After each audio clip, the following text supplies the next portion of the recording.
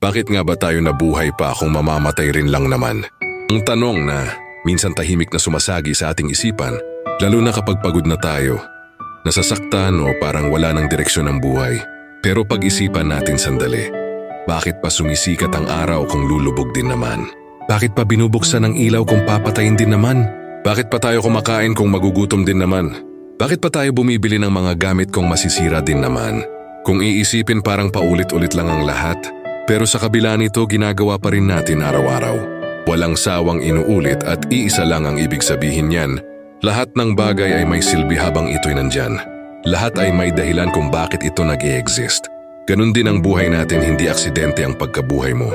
Hindi ka basta napadpad lang sa mundo. May purpose ka kahit hindi mo pa ito nakikita. Ngayon sa banal na aklat malinaw itong ipinapahayag.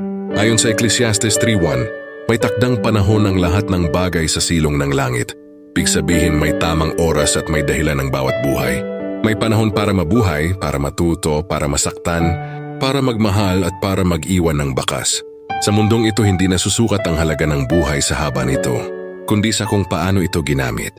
Ngayon naman kung titingnan natin mula sa pananaw ng siyensya, sinasabi ng pag-aaral na ang buhay ng tao ay resulta ng bilyong taon ng pag-unlad at adaptasyon. Nabubuhay tayo hindi lang para huminga, kundi para makipag-ugnayan, magbigay ng ambag at mag-iwan ng kahulugan sa kapwa natin. Ayon sa larangan ng psychology at biology, ang tao ay natural na naghahanap ng meaning dahil ang pagkakaroon ng purpose ay direktang konektado sa mas makabuluhang pamumuhay. Kaya kung tinatanong mo ang sarili mo ngayon kung bakit ka nabubuhay, maaaring hindi pa malinaw ang sagot pero malinaw ito, may dahilan kung bakit nandito ka pa. Ang buhay ay hindi permanente kaya ito mahalaga.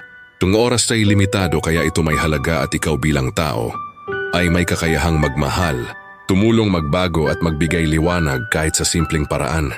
Kaya pahalagahan mo ang buhay na ipinahiram sa'yo, hanapin mo ang purpose mo.